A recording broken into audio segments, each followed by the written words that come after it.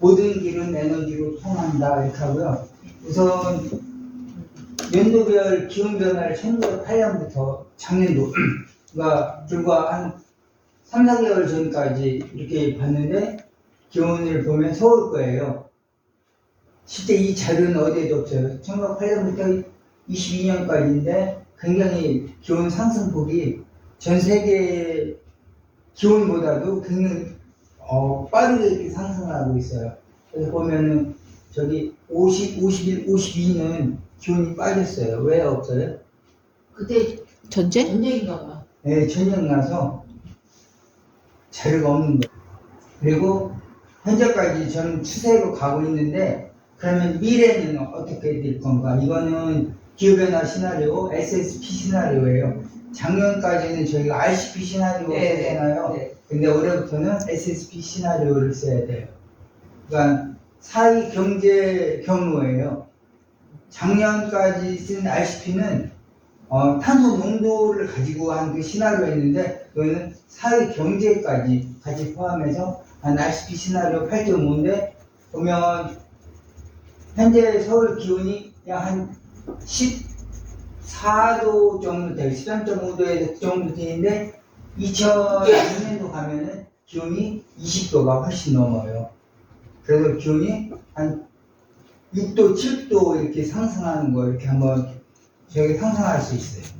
그래서 저희도 SSP 시나리오에 대해서 이렇게 좀 공부를 해야 되고 그러면 방금 전에 제가 서울 같은 경우 극단적으로 8.5 시나리오를 가지고 했는데 아까 제가 한 6도, 7도 올라갔다고 했잖아요. 그래서 사실 보면은 그보다 훨씬 낮은 걸 갖고 해도 이게 기온이 최소 4도, 5도는 올라갔는데 한 4도 정도만 상승해도 해안 지역의 인구가 한 3억 명 이상이 홍수 피해를 보고 최소 2도만 올라도 물 공급량이 한 20에서 30% 감소가 돼요. 그러니까 앞에 그런 시나리오를 보여주고 이걸 하면은 훨씬 학생들한테 이렇게 가슴에 와 닿을 수 있는 자료가 될 것 같습니다. 저게 먹을 물이 모자라다는 얘기잖아요. 그렇죠. 네.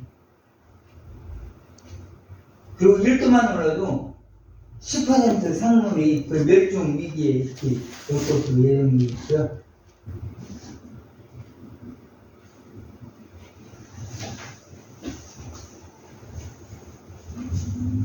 저거는 신조어예요? 응.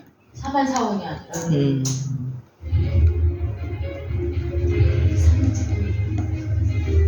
마지막에 미세먼지. 근데 애들 되게 미세먼지에 민감하더라고요. 굉장히 민감해요. 예전에 그 학교 어디야 저기 서울에 있는 그쪽으로 학교 수업을 나갔는데 미세먼지 있는 날은 깃발을 들고 내걸어요. 근데 애들 이제 학교하면서 잠깐 운동장에서 가르쳐줬거든요. 항의 들어오고 있어요. 미세먼지 있는데 바깥에서 그랬어. 아, 어이가 없어서. 그래서 군청구도 있잖아요. 저희 양에서 비와 당연히 보내지만 미세먼지가 근조가 높은 날. 네, 그 주의보나 경보 내리면 수업 안 돼요. 그 애들 학교 지도하면서 잠깐 이거 쏜 번만 알려줬는데 바로 들어오는 거지. 안전한 미래를 정보하는 유일한 해법이구나. 그래서 에너지라고 하는 거는 이게 중학교 1학년 과학책에서 나오는데 에너지하고 힘하고 이걸 강사분들이 잘못하면은 혼동할 수 있어요. 그 에너지는 어떠한 일을 할 수 있는 능력을 얘기하는 거예요. 그러니까 그러면 중학교 가면 애들이 묻는 게 힘은 뭐예요? 좀 먼 애들은 물어요. 힘은 쉽게 얘기하면은 중학교 이런 교과서 딱 나오는데 뭐냐면 힘은 포스. 한자로 얘기하면 힘 역자를 쓰는데 네. 어떠한 물체의 모양을 변화시켜요. 그러니까 예를 들어서 이거 누르면 이렇게 작용 반작용. 모양이 변하거나 아니면 운동 상태를 변화시킬 수 있는 거예요. 그러니까 정지하고 있는 물체에 힘을 가죠. 아니면 달려오는 기차를 이렇게 만약 로프트 같은 걸 막으면 힘을 주면 얘가 멈춰요. 그리고 얘도 이렇게 있는데 놓으면 떨어지죠. 왜 떨어져요? 그래서 에너지는 형태를 바꿔야 되지. 네. 어? 그러니까 전기 에너지가 있어요. 자, 이렇게 전기가 오잖아요. 네. 전기가 왔는데 선풍기를 꽂았어요. 그러면 얘가 돌아가죠. 그러니까 운동을 하니까 그럼 운동 에너지, 전기 에너지가 뭘로 바뀐 거예요? 운동 에너지로 바뀐 거야. 그리고 전기 에너지가 이렇게 지금 같은 경우는 빛 에너지로 바뀐 거죠. 네. 그러니까 에너지는 쉽게 얘기해서 뭘 할 수 있는 능력이에요. 자, 빛 에너지면은 여기 이렇게 환하게 비춰서 우리가 이렇게 공부를 할 수 있게 하는 거고요. 또 열 에너지로 바뀌었으면은 전기가 열로 바뀌어갖고 이렇게 아까 우리 이거 지금 그리고 물도 끓이고 하는 것처럼 그게 열 에너지로 바뀌어요. 에너지하고 힘은 어떻게 다르냐면 이걸 한번 설명해 주면 좋겠다. 원래 보면 이게 있어요. 그런데 내가 힘을 줘요. 네. 힘을 준다고 해서 얘가 안 움직여. 그럼 일을 했어 안 했어? 이런 거 아니에요. 일을 안 한 거예요. 일을 안 한 거야. 움직여야 일이 돼요. 그래서 에너지는 사실 힘 곱하기 거리예요. 그러니까 얘도 내가 하루 종일 밀고 있어. 그럼 일은 안 한 거야. 어떤 일은 그래서 사실 힘 곱하기 거리가 그게 일이에요. 일이 사실 에너지라는 의미거든요. 일은 에너지예요. 그러니까 주먹사님이 이해 잘하셨는데 자 내가 이거 하루 종일 밀고 있어. 일 안 한 거예요. 힘은 주었어. 근데 형태를 바꾸는 에너지가 에너지라는 거죠. 네. 그리고 여기 이제 이거는 뭐냐면 화학 에너지. 예를 들어서 건전지 안에 사실 망간이 들어있거든요. 얘가 화학 에너지가 그러면 이렇게 되면 전기가 나오잖아요. 그래서 다시 빛 에너지로 바뀔 수 있는 거고. 그래서 이건 건전지 같은 걸 화학 에너지, 볼타전지 같은 거. 사실 에너지는 이렇게 불 에너지요. 저것도 불도 에너지잖아요. 그죠? 이렇게 뭘 이렇게 배울 수 있고 하니까. 그 다음에 가축 에너지. 가축이 저걸 끌면서 전기를 끄니까 제 일을 하는 거고, 자연적으로 하는 거, 풍력이나 이런 거, 자연 에너지 있고, 아까 얘기한 전기 에너지, 그 다음에 화석 에너지. 석탄 같은 것도 왜 에너지가 될 수 있냐면, 그걸 태우면 어떠한 열을 발생하고 빛을 발생할 수 있으니까. 그런데 미래에는 어떤 에너지가 있을까? 이제 우리가 한번 지금도 고민할 거고요. 네. 현재 이제 가장 많이 사용하는 에너지 형태예요. 뭐 수소 에너지 같은 거, 태양 에너지 같은 거. 근데 지금은 우리가 사용하는 에너지 대부분은 화석연료. 네. 이게 제일 많아요. 뭐 가스라든가 석유라든가 석탄 같은 거. 근데 우리나라 같은 경우는 에너지 대부분은 거의 수입에 의존해요. 그죠? 네. 여러분, 제가 구글과 애플이 에너지 기업이라고 하면 믿어지십니까? 아니, 우리의 구글 신과 카데프이 IT 기업지 왜 에너지 기업이야? 하고 반문하실 텐데요. 자, 이게 다 에너지 전환 때문이라. 그럼 도대체 에너지 전환이 무엇이냐? 지금 시작합니다. 에너지 전환이 반드시 필요한 이유. 2019년 2월 이미 북미 유럽에 30개 이상의 재생에너지 프로젝트를 진행하고 있는 구글은 대만 타이나시 양식장에 대규모 태양광 패널을 설치하겠다면서 아시아 에너지 시장 진출을 선언했습니다. 애플은 2016년 미국 정부로부터 태양광 발전 사업을 승인받고 보유하고 있는 전기를 판매하기 시작했는데 2022년 상반기까지 3.3기가와트 규모의 재생에너지 발전소도 만들 계획입니다. 구글과 애플의 변신, 바로 에너지 전환이 시대의 흐름이며 경제적 가치도 높기 때문입니다. 실제 OECD 국가들의 발전 비중은 원전과 석탄은 줄어들고 재생에너지는 늘고 있습니다. 국제에너지기구 보고서를 보면 원전 비중이 2000년 23% 수준에서 2017년 18%까지 떨어졌고 같은 기간 재생에너지 비중은 17%에서 27%까지 올라갔습니다. 2030년 이전에는 전 세계 석탄 발전 비중을 앞질 것으로 예상되고 있습니다. 세계 에너지 판도에 이런 변화가 일어나는 이유는 너도 나도 깨끗하고 안전한 에너지를 요구하기 때문이죠. 재생에너지 인기가 지속되고 있습니다. 빠른 경제 성장이 필요한 개발도상국들은 물론 선진국의 민간 자본까지 재생에너지 투자에 몰리고 있다. 에너지 관련 신규 설비 또한 대부분 재생에너지 분야인데 2017년을 기준으로 약 2,980억 달러가 쓰였습니다. 같은 기간 원전에 투자된 170억 달러에 비해 무려 17배나 높았습니다. 우리나라의 에너지 전환도 마찬가지입니다.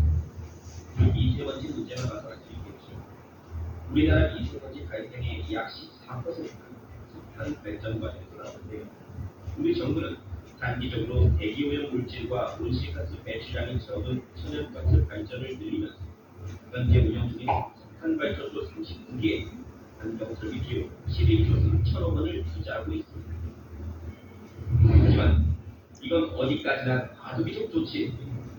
미세먼지 발생은 근본적으로 해결하기 위해서는 온실가스나 오염물질을 배출하지 않는 재생에너지로의 전환이 반드시 필요합니다. 스모그 천국이던 영국 하늘을 청명하게 만든 것이 바로 재생에너지였죠. 우리나라도 8차 전력수급 기본 계획에 따라 비중이 높은 석탄과 원전을 줄이고 재생에너지 비중을 늘려나갈 예정입니다. 재생에너지가 석탄은 미세먼지죠. 원전은 무엇을 구원하게 될까요? 먼저 안전성입니다. 우리나라는 10만 제곱킬로미터당 원전수가 25.7개로 일본의 2배가 넘고 미국보다 25배나 높은 원전 밀집 국가이기 때문인데요. 2016년 9월 경주 지진, 2017년 11월 포항 지진 등이 우리도 이제 지진에 안심할 수 없음을 경고하고 있습니다. 원전의 안전성에 노력을 다해야 할 안전한 재생에너지 비중도 높여야겠죠. 비용 문제도 있습니다. 원전 운용 비용은 사용 후 해결료 관리, 원전 안전 규제 강화 등으로 관리 비용이 지속적으로 상승할 것으로 보이는데요. 후쿠시마 사태가 주는 교훈과 국내 지진 빈도의 증가 등으로 인해 원전 안전 건설 비용은 계속 늘어나고 균도가 발전 원가 또한 높아질 전망입니다. 아니 그럼 재생에너지는 싸? 하는 의문이 드실 텐데 네, 쌉니다. 재생에너지의 경제성은 계속 좋아지고 있습니다. 높은 투자에 의해 관련 기술이 계속 발전하고 시장도 커지면서 규모의 경제가 실현되고 있습니다. 발전원별로 설계, 건설부터 폐기까지 들어가는 운용 비용을 연도별로 똑같이 나눈 균도화 발전 원가를 다룬 보고서들에 의하면 재생에너지가 이미 기존 에너지원보다 낮아졌음을 확인할 수 있습니다. 재생에너지는 새로운 일자리도 만들고 있습니다. 2016년부터 1년 만에 총 50만 개의 일자리가 생겼는데 2017년 기준으로 태양광은 337만 명, 바이오에너지는 306만 명, 1년 사이에 5.3%가 증가했습니다. 미국에서는 재생에너지 일자리 창출 효과가 석탄의 2배, 원전의 5배에 달하고 있다는데요. 에너지 전환으로 재생에너지 산업에서 많은 일자리가 만들어지고 있습니다. 우리나라는 2017년까지 꾸준히 일자리가 늘고 있고 48기가와트 규모의 재생에너지가 설치되면 일자리 수는 훨씬 더 많아질 것으로 전망되고 있습니다.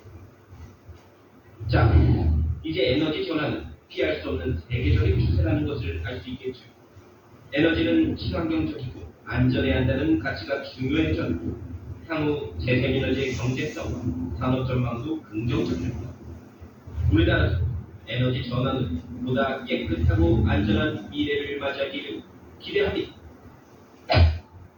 그러니까 이제 선생님께서 여기서도 아까 봤지만 전력 단위할 때 원래 전력 단위는 와트거든요. 네. 근데 뭐 우리나라 대개 할 때는 뭐 무슨 뭐 메가는 얼마예요? 네, 10의 6제곱이에요. 10의 6제곱이고 기간은 10의 9제곱이에요. 우리가 킬로는 알잖아요. 킬로는 얼마예요? 10의 세제곱 1000. 그러니까 라틴어는 10의 되게 이렇게 세 단위로 가요. 그래서 10의 세제곱이면 1000. 그래서 우리는 보통 우리가 1km 하면은 킬로 대신에 1000을 예, 넣는데요. 1000, 예. 그러니까 1km는 1000m가 있는 거고, 그 다음에 M, 내가. 대문자 M이면 그게 메가니까 몇 와트? 10에 6 메가와트. 와트 그렇게 쓰면 그 다음에 대문자 G를 쓰면 킬로와트는 10에 9를 쓰면 돼요. 네. 그러니까 이거는 나중에 할 때 뭐 질량 같은 거 할 때도 똑같아요. 수학이나 과학에서 그런 식으로 이렇게 그래서 킬로, 메가, 기간을 이렇게 알아두시면 애들한테도 그걸 하면 애들도 아리백은 재생에너지를 100% 약자예요. 그래서 기업에서 사용한 전력의 100%를 신재생 에너지로 하는 게 그게 아리백이에요. 그래서 보면은 뭐 이렇게 많이 있어요. 뭐 레고도 있고, 나이키도 있고, 비자 카드도 있고. 예, 굉장히 이렇게 많이 있어요. 그래서 또 각 기업에서 요즘은 뭐 EMS 그런 것도 있고, 이런 걸 안 하면 세금 혜택도 안 주고, 이제 탄소 중립에 대해서 이렇게 간단하게 설명을 하고 있고요. 탄소 중립 사회를 하기 위해서는 그린 뉴딜을 이렇게 해야 된다. 그럼 간단하게 해주고, 이것도 많이 나온 단어예요. 뭐 스마트 그리드라든가 그린 에너지 이렇게 수송도 지금까지는 뭐 소비나 그런 걸로 갖고 있었는데 지금 이제 전기차, 수소차 같은 걸로 이렇게 보험을 확대하고 있다 이렇게 설명해주고, 그럼 이제 스마트 그리드가 뭔지.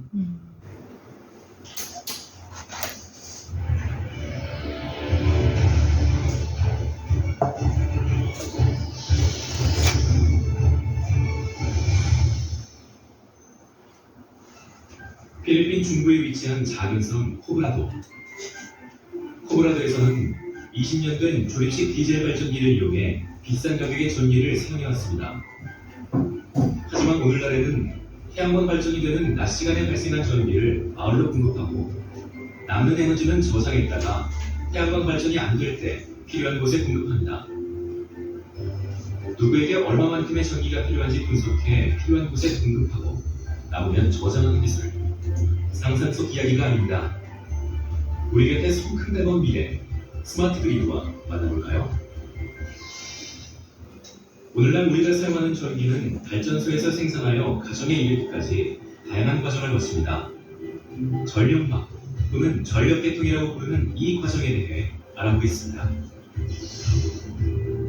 화력, 수력, 원자력 등의 발전소에서 생산된 전기는 1차적으로 발전소 내 변전소에서 높은 전압으로 승합하여 충전하게 됩니다. 이 과정을 거치면 충전 과정의 손실을 줄이고 많은 양의 전기를 한꺼번에 전송할 수 있습니다. 이렇게 승합된 전기는 충전 선로를 통해 대전 변전소로 이동하여 소비자가 사용할 수 있는 낮은 전압으로 변환 후 대전 선로를 따라 소비자에게 공급됩니다. 보통 전력 공급자는 수요 전력을 추가하여 전기를 생산합니다. 만일의 사태에 대비하여 미리 전기를 확보하기 위한 조치입니다. 하지만 필요한 전력량을 정확하게 예측할 수 있다면 추가로 생산하는 전기에 대한 손실과 온실가스 배출을 줄일 수 있겠죠. 이를 위해 탄생한 것이 바로 스마트 그리드입니다.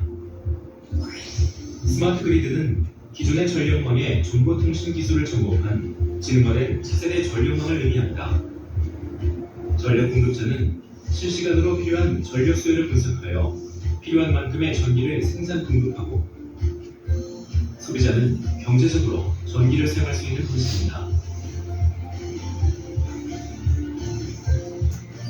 스마트 그리드의 특징은 기존의 전력 운영 시스템이 공급자 위주의 단방향이었던 것과 달리 소비자도 참여할 수 있는 양방향 운영 시스템이라는 것입니다.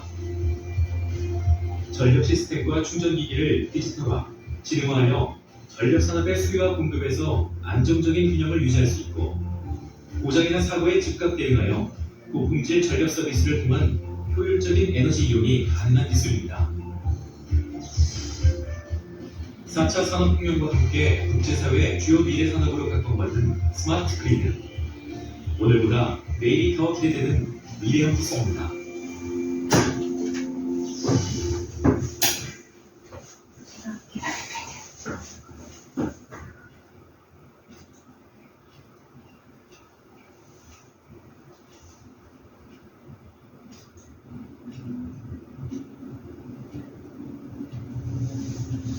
그린 에너지가 이제 어떤 것이 있는지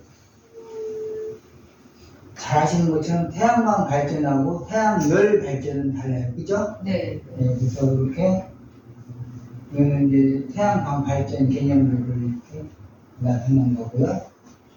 태양전지 모듈 우리가 만든 저 태양광 자동차도 이거는 이제 태양광 발전이죠. 태양전지 어레이에서 이렇게 해서 전기 에너지가 해서 모터를 돌리는 거예요. 근데 사실은 이 태양광을 하려면 햇빛이 중요해요. 근데 보면 중요한 게 사실 1조보다 일사를 하는데 제가 그건 미처 다 준비를 못해서 1조는 뭐냐면 햇빛이 비치는 시간이거든요. 그런데 이게 서울은 제가 이것도 작년 거까지 한 몇 년이에요 이거 자기가 한 50년 60년간을 했는데 일조율은 늘어나고 있어요. 그러니까 태양광 발전하는 데는 이게 굉장히 유리한 것이 발전이 있어요. 그래서 보면은 태양광 발전을 하는데 얘는 장소를 가리지 않아요. 그래서 보면은 이쪽에 이렇게 스테디움에도 있고 심지어는 도로에다 이렇게 하면은 얘가 가면 자동차로 가면서 수련되나? 예. 그리고 이건 이제 저게 안 깔려 있으면 못 가는 거예요? 아니죠. 그건 아니에요. 충전이 되니까 충전된 걸로 가는 그렇죠. 거죠. 예. 우리나라에도 좀 한다고 그랬던 것 같아요. 예, 맞아요. 우리나라 지금 연구하고 있어요. 그리고 여기 양식장이나 이런 바다 같은 데 이렇게 하고 있고. 그렇죠. 완전 양식장. 이거는 우리나라 건데, 영암 경기장 주차장에도 이렇게 있고, 또 보면 세종시 있잖아요. 세종시는 거기 도로에 이렇게 보면 자동차 도로가 있고 자전거 도로가 있는데 자전거 도로에 한 5km, 10km가 쭉 이렇게 빨려 있어요. 있어요. 그러면 자전거 타는 사람들도 위에 이게 있으니까 덜 덥고 얼굴도 안 타고 그래서 하고 있어요. 또 영등포의 방음벽에도 저렇게 해놓고 있고 여기는 빅토리아 철교 이 위에도 이게 이렇게 있어요.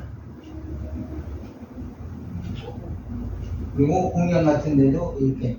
근데 사실 이 무게가 무게가 무거워요. 그래서 제가 인천 기상대 있을 때 그때 대장할 때 건물을 새로 짓는데 설계를 했는데 나중에 실제 하다 보니까 하장이 무거워. 아니 실제 이거 못했거든요. 근데 요즘은 공공기관은 이걸 태양광 지금 안 하면 설치돼 있더라고요. 네, 그래서 지금 당산이동 주민센터 여기 가보면 거기 지붕도 이걸로 해놨어요.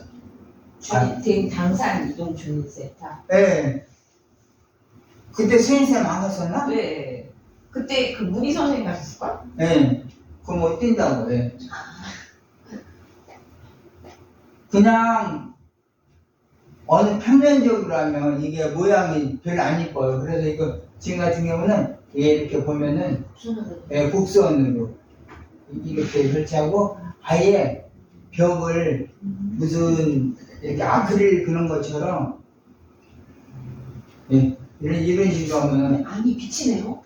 안이 비치는 게 아니라 바깥 모양이 비치는 거야. 네. 그러니까 희한해서 안이 어떻게 보이지? 왜냐면 하나, 그게 하나, 반들반들해가지고 여기 이렇게 청철해야 되니까 어떻게 보면은 지금 안 하는 것 같죠? 네. 모듈을 안 설치한 것 같죠? 이렇게 하고 있어. 그냥 디자인까지 같이 그쵸. 고려해가지고 이거는 이렇게 색깔 이렇게 하면은 누가 봐도 태양광 모듈 안 받고 아, 예, 이런 식으로. 네, 그래서 핸드폰도 이렇게 가서 충전한 걸로 쓸 수 있고, 밤에도 이렇게 할 수 있고.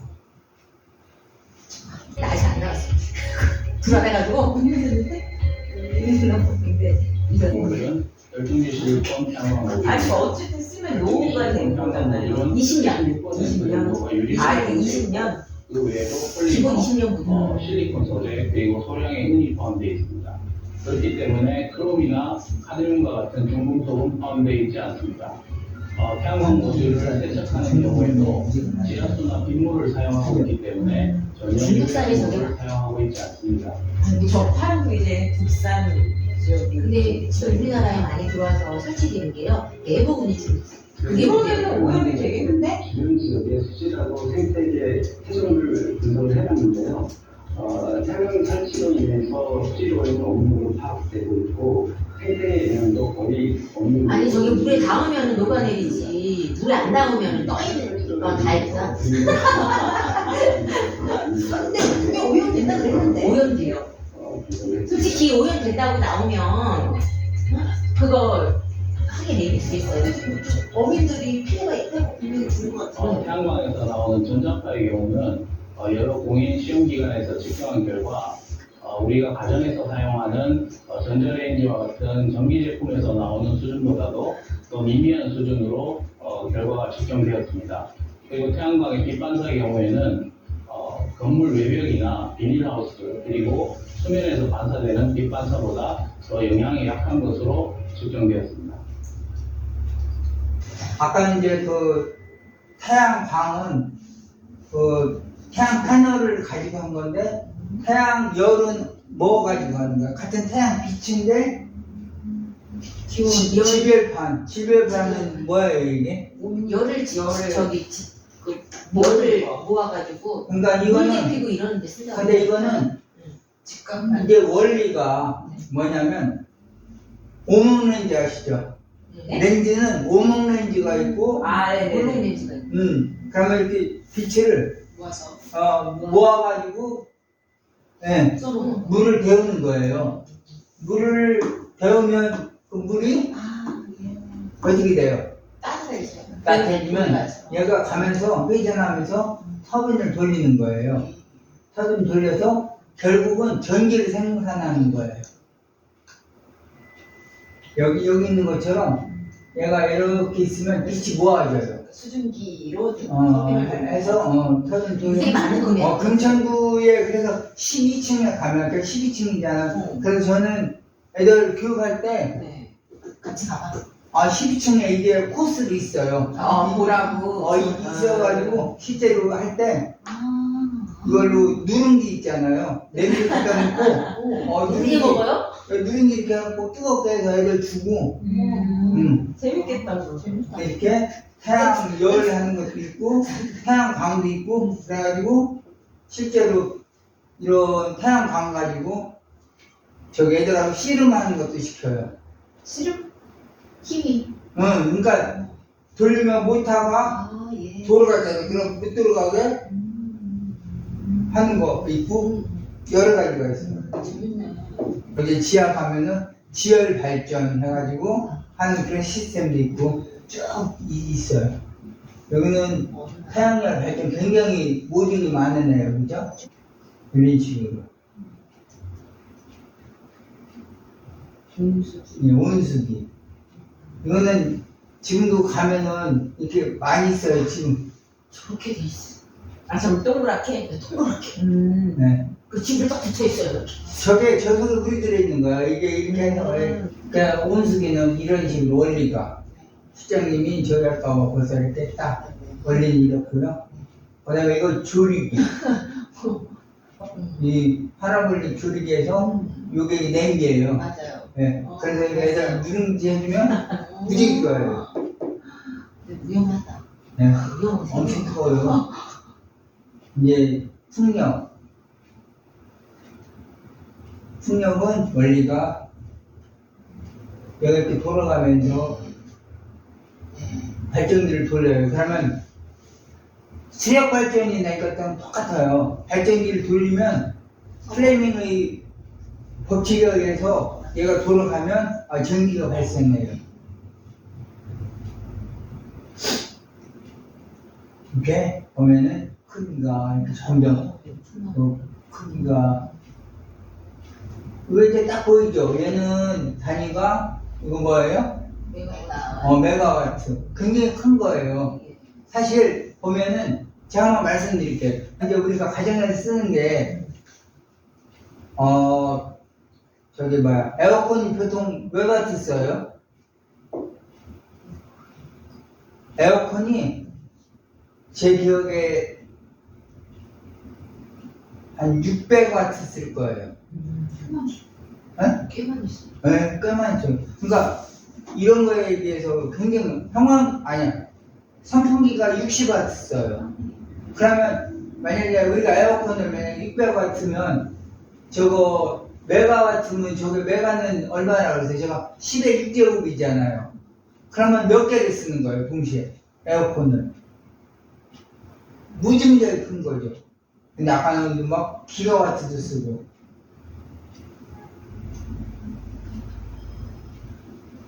그리고 이렇게 바다에도 이렇게 풍력 발전을 하늘공원에도 이게 몇 개 있어요.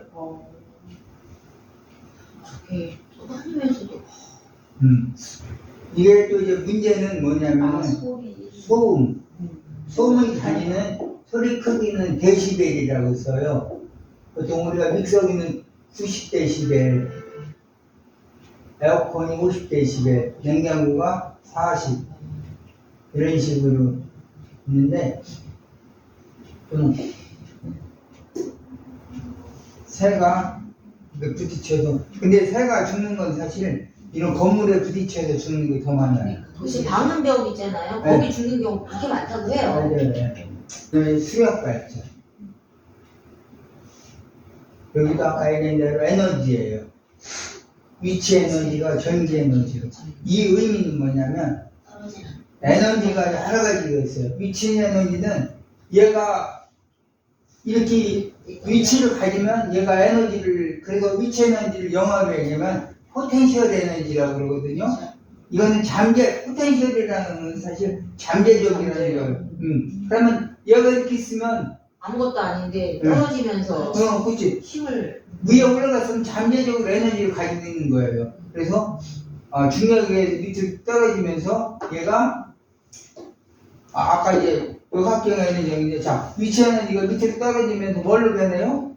그 운동 에너지로 변해요. 그래서 위치 에너지하고 운동 에너지하고 두 개를 합친 것이 역학경 에너지라고 그래요. 그 두 개 합은 항상 일정해요. 그래 그걸 역학적 에너지 보존의 법칙이라고. 이거 한 고1 정도에서 수업할 때 이거 수력 발전할 때 그걸 딱 설명해주면 선생님이 뒤에 딱 있으면 저 방법 뭐 이렇게 많이 알아? 내려오면서 위치 에너지가 운동 에너지로 위치 에너지가 꼭대기 있을 때는 전기하고 있잖아요. 위치 에너지가 밑으로 내려서 줄어들죠.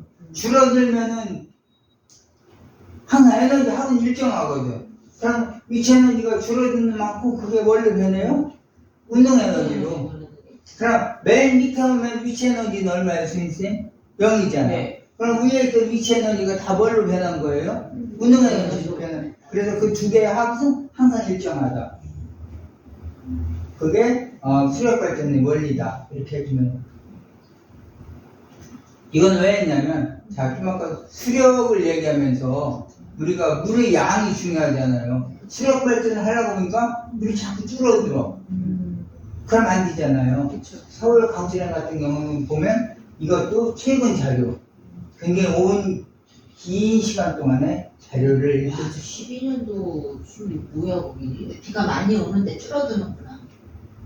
이때는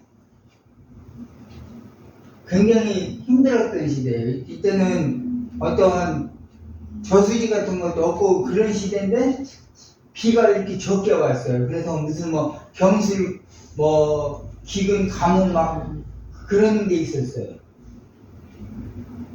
여기도 이렇게. 그런데 좀 늦었다가 최근 들어도 이렇게 또 비가 이렇게 줄어들어요. 이거는 작년에 서울은 한 1800mm 왔어요. 근데 저쪽 대구하고 전남 같은 데는 아직도 가뭄이 심해서 골고루 안 온다는 얘기잖아요, 지금. 네. 비가 뭉쳐서 다니고. 그래서 제가 그 하나 지도 하나 작년 거를 이렇게 해서 전국 거를 하나 해서 지도를 하려면 그러면은 해보면 지금 만들고 있는데 중부지방은 비가 많이 왔는데 거긴 비가 이렇게 안 왔어요. 그래서 서울 같은 경우는 전반적으로 보면 이렇게 비가 많이 늘기 때문에 수력 발전을 하는데 큰 지장은 없다고 설명을 해줘도. 소수력 발전은 아까 이제 뭐 소양강 때문에 큰 것뿐만 아니라 이렇게 작은 데에서 하수 처리장 같은 거 그런 데도 물을 쓰거든요. 그 다음에 이제 지열 발전. 예. 땅속이 거의 그 온도가 일정하니까 그걸 이용해서 1000m 이상 하면 밑으로 내려갈수록 온도가 높잖아요. 이런 식으로 뜨거운 물을 이렇게 빼서 쓰면은 뭐 온천물도 쓸 수 있고 이렇게 쓸 수 있어요. 그래서 이렇게 지열 냉난 방식.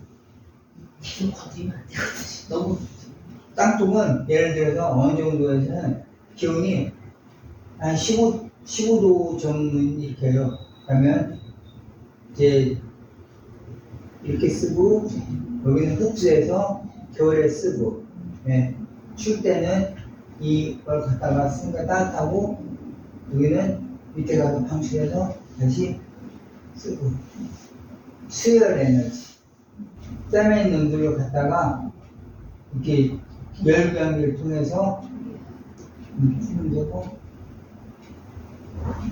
수온은 거의 일정하잖아요. 그래서 이건 뭐냐면 여름철은 대기 온도보다 물이 낮죠.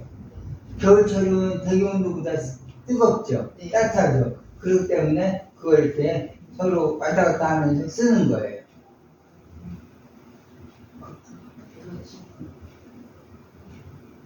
그래서 롯데 월드타운은 네. 이걸 이렇게 사용한대. 그 다음에 이제 조류 발전. 조류는 밀물, 썰물 조류라고 하잖아요. 얘가 들어올 때, 나갈 때 거기다 모터를 설치하면 얘가 자기가 터빈만 돌리면 네, 전기가 네, 그렇죠. 전기가 나오니까. 그래서 이렇게 물돌목 같은 경우는 애들이 많이 하더라고요. 이게 왜 유명해요? 이순신. 네. 맞아. 이것 때문에. 그래서 이렇게 좁은 길목을 일본군은 이 특성을 모르니까 와서 까불다가 돌아가신 거고. 속도가 빨라지는데 주무시고. 네. 터빈만 돌리면. 그러니까 바람을 이용해서 터빈을 돌리든 물을 이용해서 돌리든 전기가 위치 에너지를 이용해서 돌리든 터빈만 돌리면 잘. 파력은 힘력자예요. 파도치는 파도. 맞아. 네. 시멘트 구조물이고 여기도 이렇게 발전기가 있어요. 그러니까 예를 들어서 요즘은 안 하는데 옛날에 우리 그 자전거도 바퀴에다 이렇게 해갖고 예. 그 모터가 있으면 돌기 때문에 전기가 생성되는 거죠. 네. 여기도 이런 식으로 파력 발전이 있고 네. 조력은 뭐 시화워에도 있어요. 그렇지. 네. 교수 간만에 차를. 그렇지.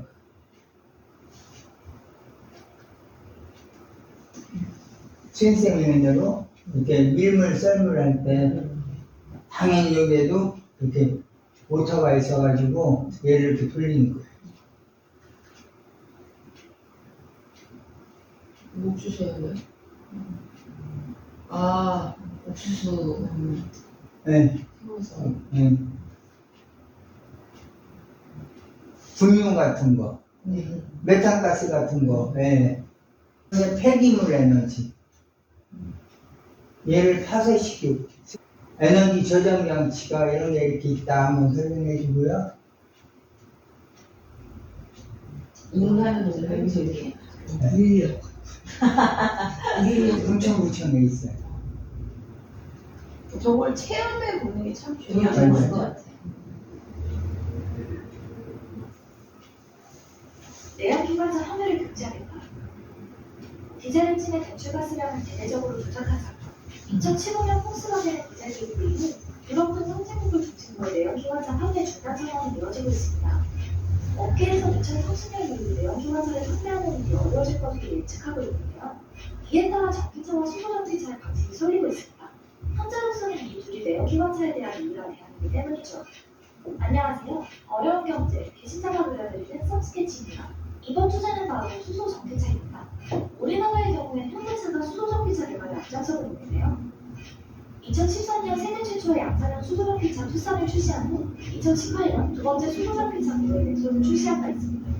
바로 질문 들어가겠습니다. 수소전기차와 전기차 어떻게 다를까요? 현대차는 왜 전기차가 아닌 수소전기차를 택했을까요? 수소전기차 사용, 전환은 어떨까요? 전기차와 수소전기차의 문제는 비슷합니다. 두 차 모두 내연기관 대신 전기 모터를 통해 운전되죠. 엔진 소음도 없고 연소를 하지 않는 미세먼지 배출도 없습니다.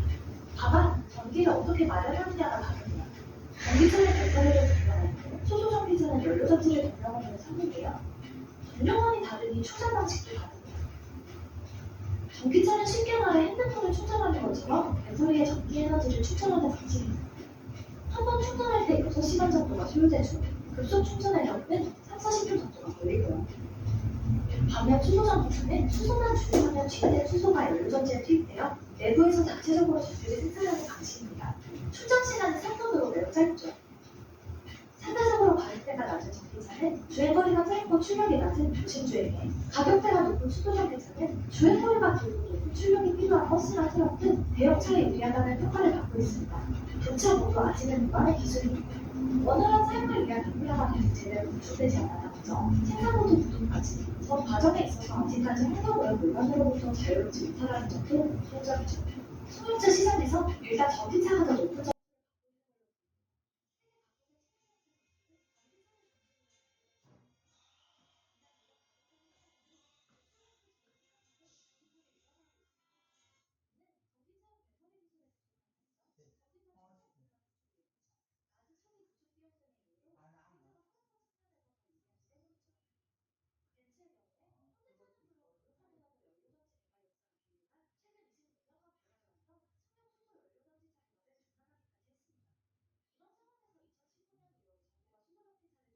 한 수소발전 로드맵을 발표하자 세계는 전기차로 가고 있는데 한국과 해외 수소전기차에 올인한다는 지적과 함께 성공 가능성 없는 수소전지에 무모한 투자를 한다는 부정적인 시각도 나왔습니다. 실제로 현재 수소전기차를 본격적으로 생산하는 나라는 세계에서 한국과 일본 단 두 곳밖에 없는데요. 판매 실적을 봐도 한국, 일본보다 세금으로 끌어올린 판매액도 실제 고급이라고 말하는 어려운 수준입니다. 가장 큰 이유는 도심의 수소 충전소 건설 공간이 제대로 이루어지지 않고 있다는 점인데요. 한국의 경우 수소 충전소는 전부 50여 곳에 불과합니다. 현재 국내에 등록된 수소전기차가 일반적인 것을 생각하면 서없이 부족한 수준이죠. 그렇다면 현대차는 왜 전기차가 아닌 수소전기차를 택한 걸까요? 현대차는 1997년 수소 연료전지 차 정부를 시작으로 꾸준히 수소전기차 개발에 힘써온 건데요. 현대차가 수소전기차에 올인하는 첫 번째 이유는 공정적 지위 때문입니다. 현대차는 2013년 투싼을 출시하며 수소전기차 연합에서 최초라는 타이틀을 얻었는데요. 수소전기차는 전기차에 비해 기술 장벽이 월등히 높습니다. 전기차는 단순히 장착된 배터리에 저장된 전기로 구동됩니다. 성능이 자동차 업체의 기술력이 아닌 2차 전지 업체가 공급하는 배터리에 의해 좌우되는 거죠. 하지만 수소전기차는 화학 반응을 통해 지속적으로 전기를 만들어내는 모토를 구동해야 하기에 난이도 높은 기술이 필요합니다. 즉 수소전기차의 성능은 자동차 업체의 연료전지 기술을 닮은 겁니다. 현대차는 현재 보유하고 있는 선도적인 수소전기차 기술이 미래 수소 사회로의 파급 효과를 불러올 것으로 기대하고 있습니다. 두 번째, 미래 모빌리티 적합성입니다. 전기차의 충전 시간은 급속 충전은 3, 40분, 저속 충전은 최대 6시간까지 소요됩니다. 1회 완충시 갈 수 있는 거리는 200에서 400km 정도죠. 반면 수소 전기차는 3분 충전만으로 700km 가까이 달릴 수 있습니다. 따라서 자율주행차, 차량 공유는 미래 모빌리티 사업에 더 적합합니다. 전력 소비량이 많은 자율주행 시스템을 운영하기 위해서는 주행거리가 긴 수소차가 유리하고 이는 차량 공유 경제 생태계에서도 마찬가지입니다. 마지막으로 수소 연료전지 시스템의 활용성입니다. 현대차의 수소 산업의 핵심은 수소 연료전지 시스템입니다. 이는 자동차 산업을 넘어 타 산업으로의 확장 가능성이 큽니다. 실제로 현재 자동차는 넥소에 탑재되는 수소 연료전지 시스템을 자동차 이외의 분야에 처음 수출했습니다.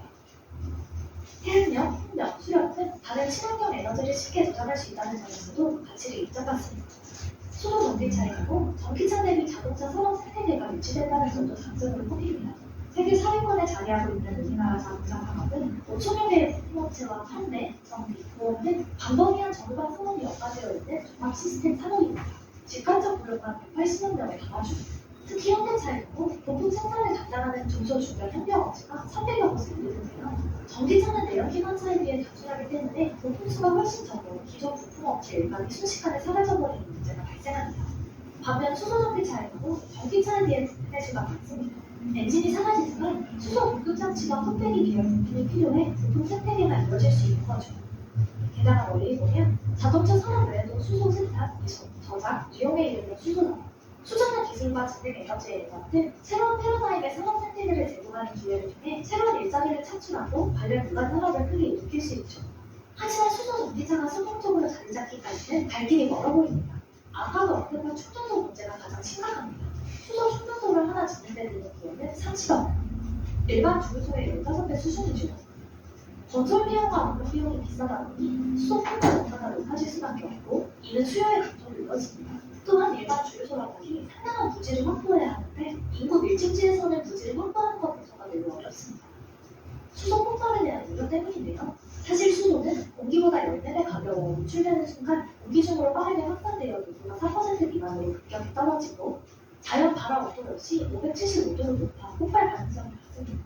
수소 충전소는 혹시 모를 상황에 대비하는 중 성종 안전장치도 마련되어 있고요. 하지만 수소 폭발에 대한 일반의 부정적인 인식은 개선되지 않은 상태죠. 수소 전기차는 수소 저장 기술에도 아직 한계가 있습니다. 수소 전기차는 수소를 공합으로 압축하는 방식으로 이 수소차의 가장 큰 문제는 여기서 나오지만 폭발 위험 때문에 그래요.